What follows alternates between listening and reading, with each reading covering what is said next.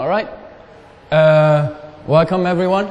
Thanks for joining me and not going to one of the other talks. There is good competition here, so I'm glad you made it here. I hope I'm not going to be disappointing and you walk away with at least one or two things that are interesting. I'll be talking about Click. Before I do that, just a quick few things about me. My name is Seb. I came here from Vancouver, Canada, and I work as a Python engineer. I just started for a new company called EventBase. If you're using the app, that's basically the free offering that we have. So if there's anything that you don't like or anything that doesn't work, come to me, complain, and I'll be very apologetic about it. If you want to reach out to me, you find me as Albashid on GitHub, Twitter, and stuff like that. Let's get started with what I actually want to talk about, though. I'm going to be talking about Click, and first off, a little disclaimer. I'm not the person who wrote Click. I'm not really involved with the project at all. I'm just a person that has tried it, and I really like it as a way of writing command line clients. So what I want to do is share my experience and give you an idea of what the benefits are. Who here has sort of worked over the years and written some scripts in Bash or in Python just to automate some tasks? Okay. So I guess you've had, like, we all as engineers were trying to be as lazy as possible by automating the things that we don't want to do manually over and over. And there is the risk of making mistakes as well. If you're just copy paste and you forget one step and stuff like that. So I'm a big fan of codifying these things, so basically have a script and execute that rather than making the mistake of missing a step in documentation. And so I wrote Bash scripts in the beginning. I hated it, and then you get to processing JSONs from APIs and stuff like that, and it just gets more and more complicated. So Python is a much better tool to write simple scripts. And then you want to use the same script in a different project, and suddenly you're basically writing options that you have to pass in at the right place, and you're thinking, well, there's tools that have options, and that's so much nicer. So you start looking at alternatives, and I've used different libraries, and then found Click, and found it to be extremely interesting to work with. So this is sort of where it comes from. And I've given this talk before, and since then have spoken to a couple of people that have been introduced to Click, and they were like, this is amazing, this is so easy, this is great. So that kind of experience is what I hope to introduce you to. Before we dive into a bit of an example, and I'll actually go through building a little command line tool with Click, I just want to go over some basic terminology first. We basically have a command line tool. Obviously starts with a command. So ls or cd are all the sort of commands that we use. And then everything that comes after that is basically a parameter. And there's two types of parameters. There is arguments, which are mandatory. If you don't pass them in, the whole execution of that program doesn't make sense. They usually don't have a name associated with them, so it's basically just the value. And in this example, if you look here, PG-CLI is just a client to connect with a Postgres database. And we just pass in an argument in this case, which defines the credentials and the host name for our database. The other option is an option. And as the name suggests, it's optional. So these values either have a default value that gets used if you don't specify it, or it just gets ignored if you don't specify it. They are usually prefixed with a double dash to the name, and then you specify a value. Or there are abbreviations with a single dash and just a single letter. And there is, like in the first example, here the Heroku double dash help is a flag, where it basically just toggles a specific feature on or off. It doesn't actually need a value for it. And in the second example, we have Heroku logs. We specify which application we want to use. And if you don't specify the double dash app, the Heroku toolbelt will basically try and infer from your Git repo that you're currently in which application you're trying to connect to, or fail if you're not in a GitHub repo or something like that. And the last thing, when I said there is two kinds of parameters, I was lying, because there is also subcommands. So there is a way of nesting. If you were at the keynote or have used pip install, pip is the main command, but install is a subcommand that groups a couple of options and arguments that are specific to the install command. So for example, pip update double dash upgrade wouldn't make sense as an option for that. It does make sense for install though. And so you can basically group options and arguments under subcommands to just make it easier to use.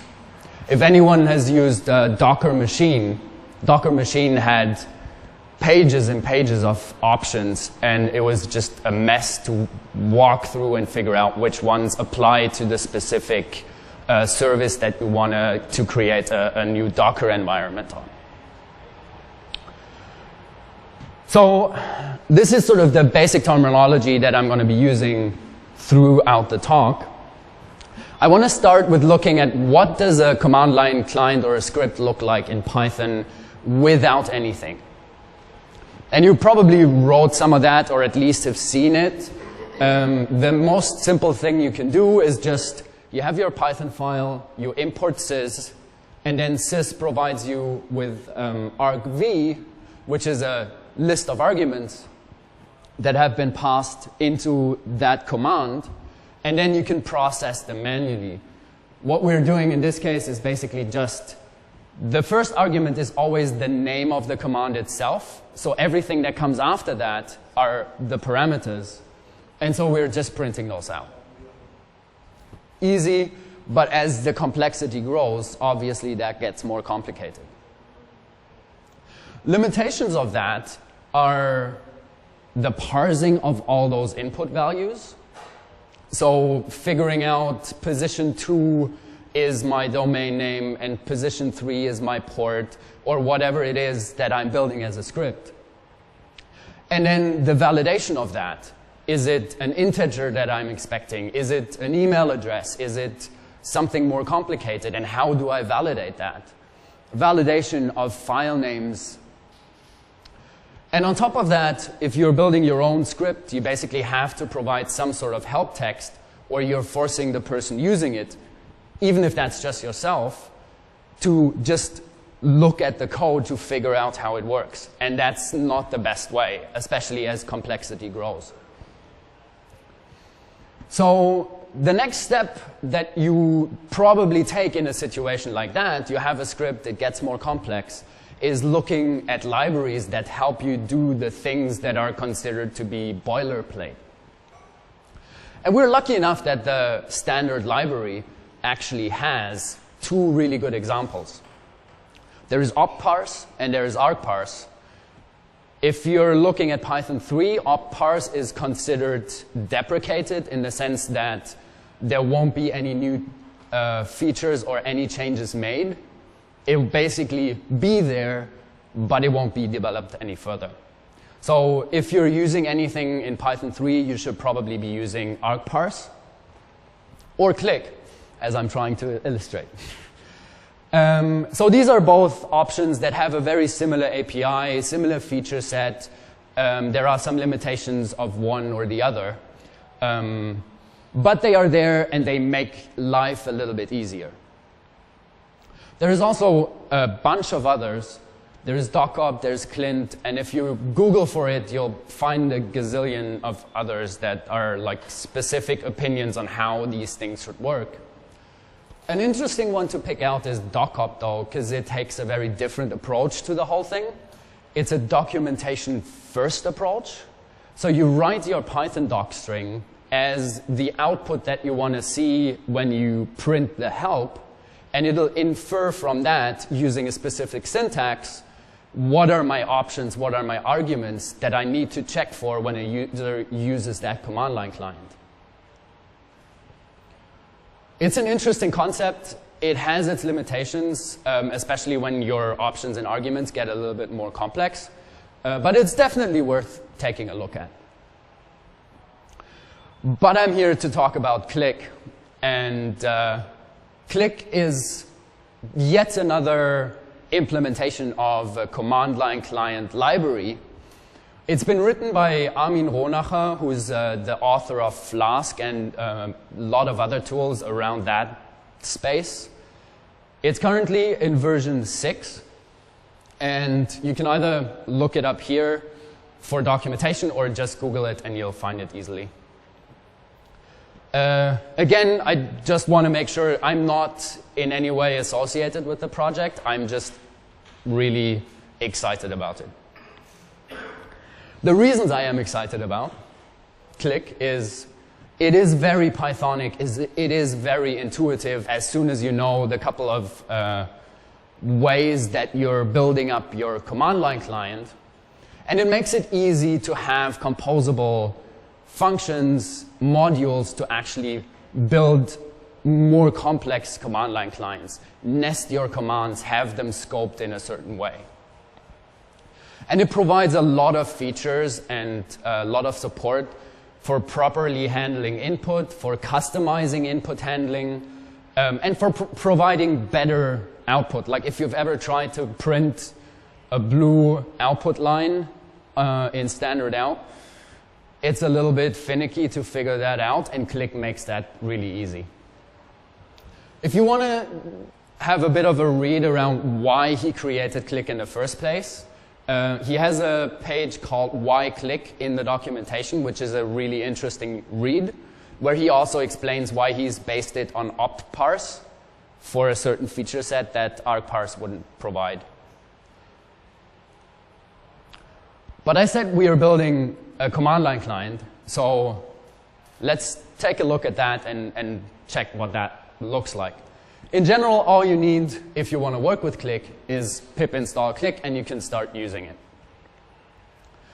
But that's not necessarily the most useful.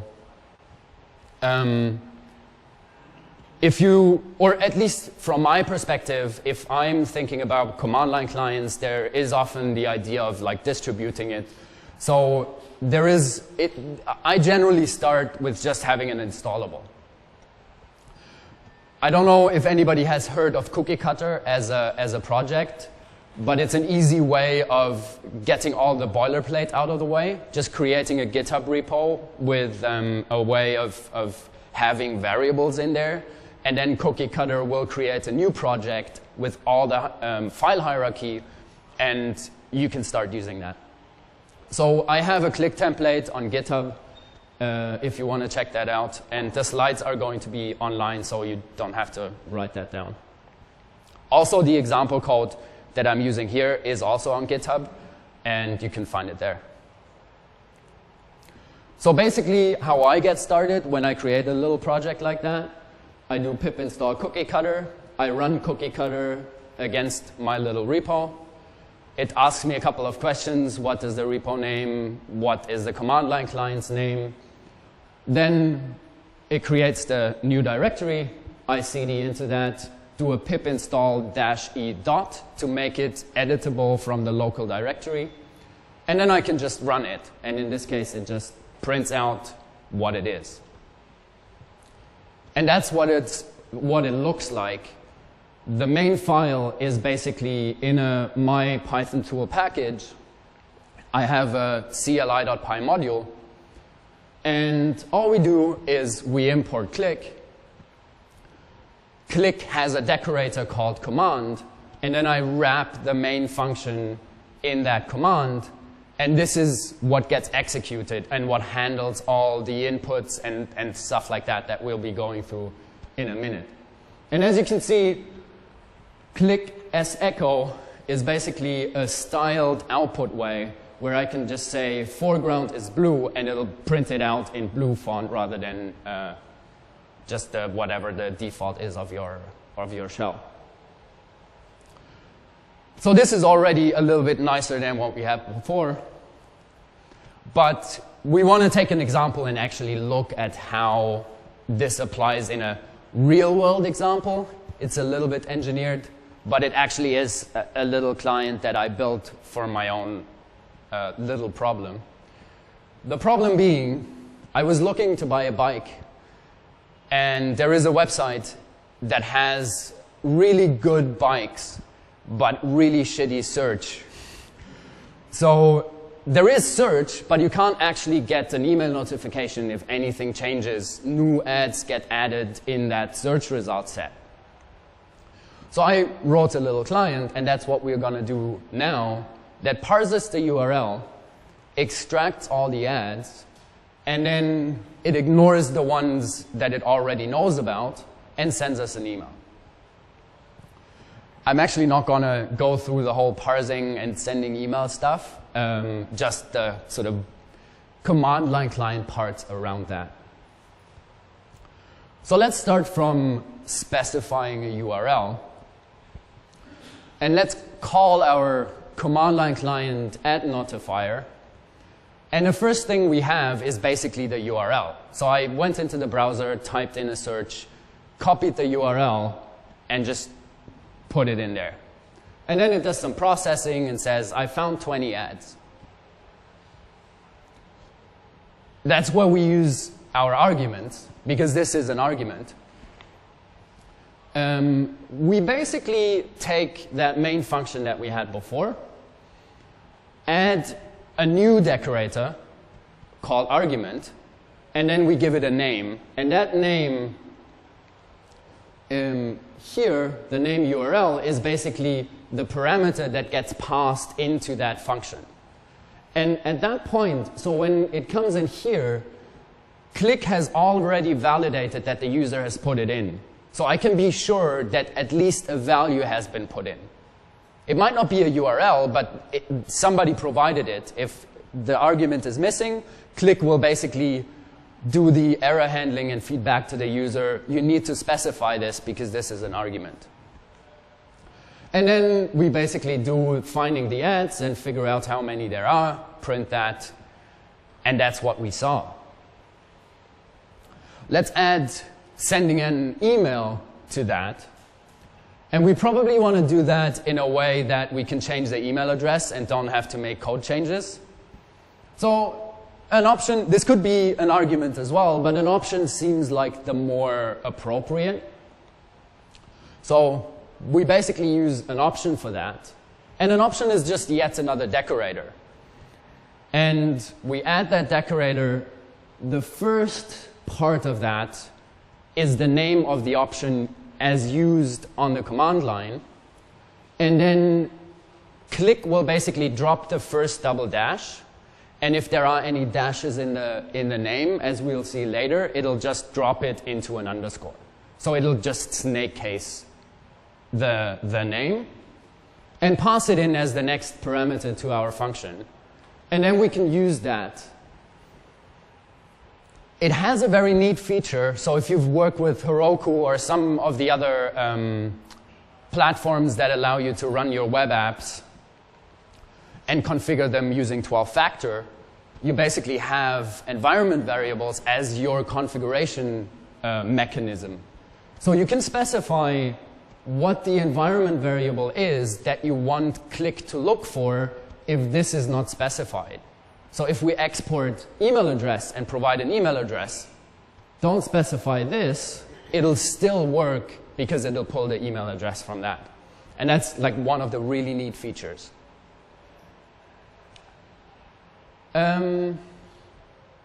This is nice. This means we'll run this and we'll get an email with 12 ads in it, and we run it again and we get the same 20 ads in it. So not really that useful because we already have seen those. And we probably implement some sort of caching mechanism, whether that's a file or we go overboard with fancy technology. But for development or for resetting the cache, if you've figured that there is something wrong, it might be useful to have a flag that disables or resets the cache. And flags, as I said before, is basically just a way of, is just an option with a special meaning. And again, Click has the option decorator for that, and we just pass in this special parameter that makes it a flag, and then we set the default, in this case false, and when it's specified, it'll just flip that and make it true. And then, as I said before, I have a dash in here, it'll become an underscore, so it basically just snake cases the name. And then we can use that, whatever our mechanism is, to reset the cache in our function, whatever we are using. Obviously, this is kind of ridiculous because we're writing a little tool that we have to run to get an email sent, then we have to check that email, and we're probably quicker actually checking the website. So we need to make this a periodic task that we can deploy somewhere. And this is where this is a little bit engineered because we probably can use an option or an argument to define whether it is a periodic task or not. But just to illustrate the subcommands and how they work, we basically create two new commands. We have the run periodically and the run once command. And they basically are self-explanatory. So we have the subcommands that we can use for that. And this is basically the changes that we have to make. We introduce two new functions.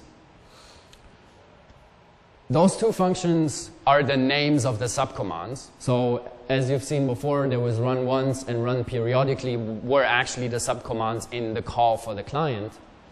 And then we change our main function from click.command to click.group. And that provides the function object of main with a decorator command, and then we use main command, which adds it to this group rather than makes it an individual command. And that's basically all that we have to do. The implementation of run once and run periodically would basically be the same. We probably factor that out into the function that we can call from both.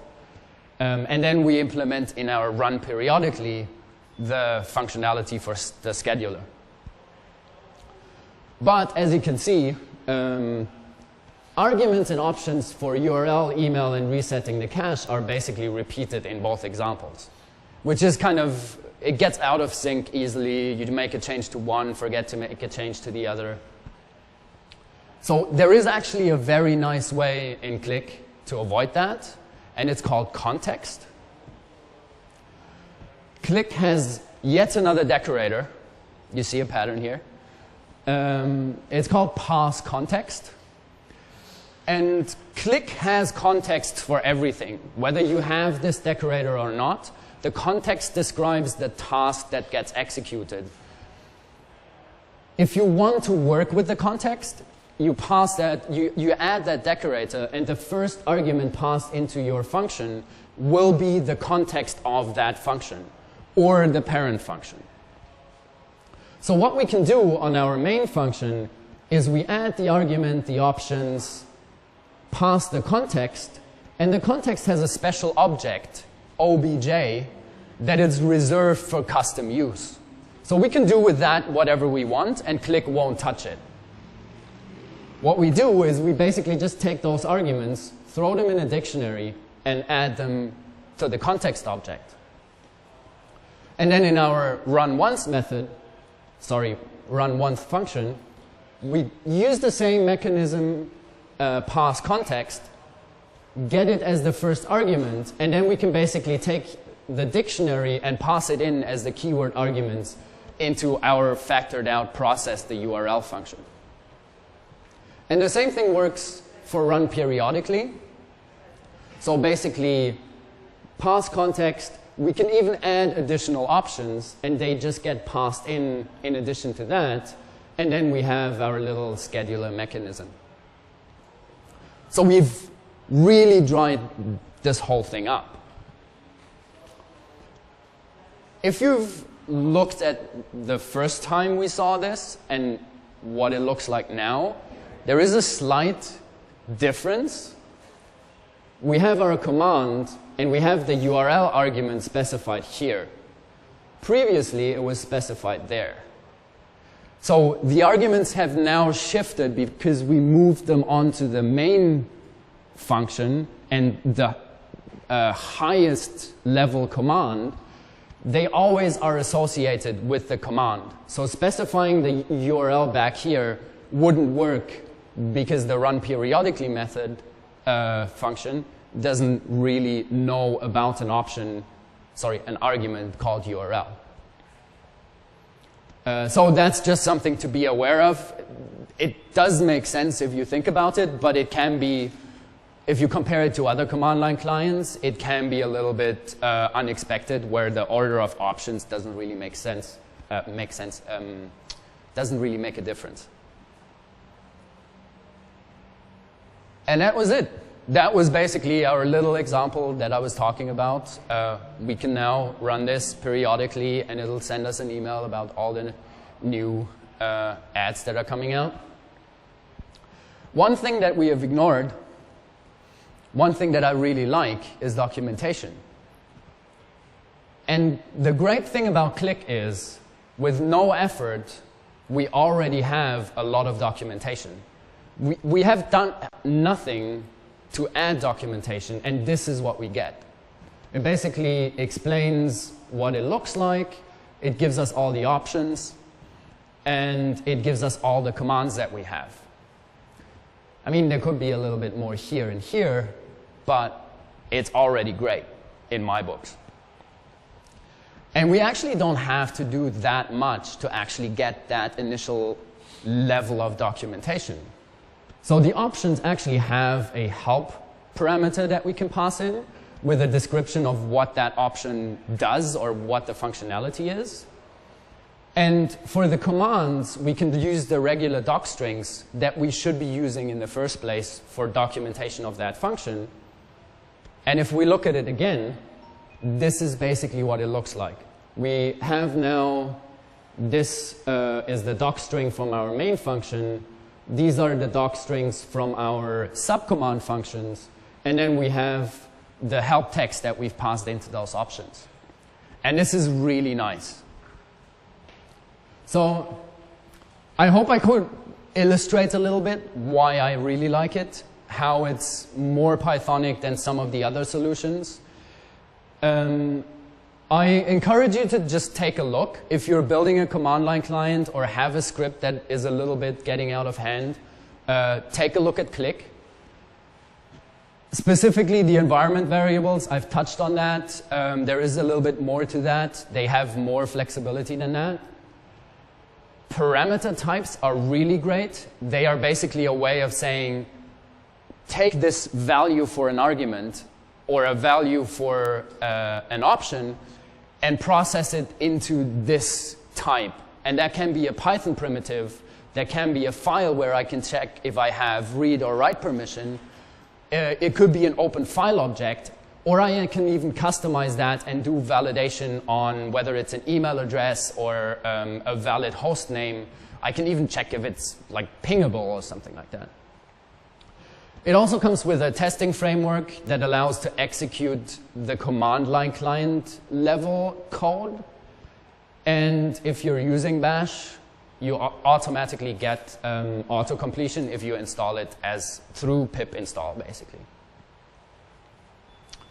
And with that, if you have any questions, I'm happy to answer those. I think we've got like 5 minutes or something.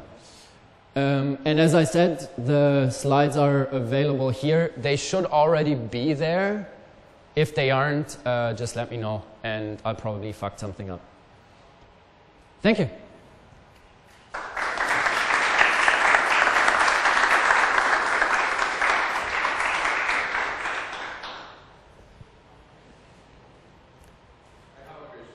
Yeah.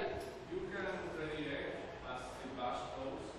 Like, for example, if you add a file and you can put a major than best and save it on file. So, say that again? You can manage this command line tool as bash, right? Yeah. Like, you can use operators like bash. You can. This is just to build your command line client, and then on the shell, whether that's Bash or something else, you can use it like any other command line tool. So piping and things like that will definitely work. And there is also ways. Click provides access to standard out, standard error, standard in. So if you have more complex piping situations, or you want to read from the pipe in a specific way, you're more flexible than just what I was showing.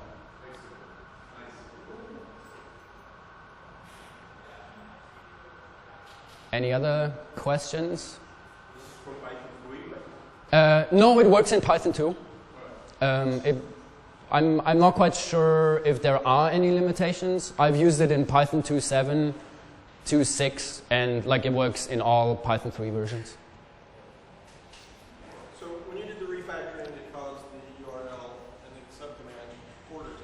Yeah. If you put those back and didn't refactor them, would it? It would be the other way. As I expected? Yeah, yeah. It's like a deal breaker, sort of. Okay. So. Fair enough. Yeah. I mean, if that's kind of the way that you expected. That's the easy workaround. Yeah. And to be honest, it has never been a problem for me that I like found it too awkward to work with it that way. There might be a way of actually avoiding that. I've just never looked into it. The documentation is really great. So like if there is a way to solve this, then it will be in the documentation. Cool. Thank you.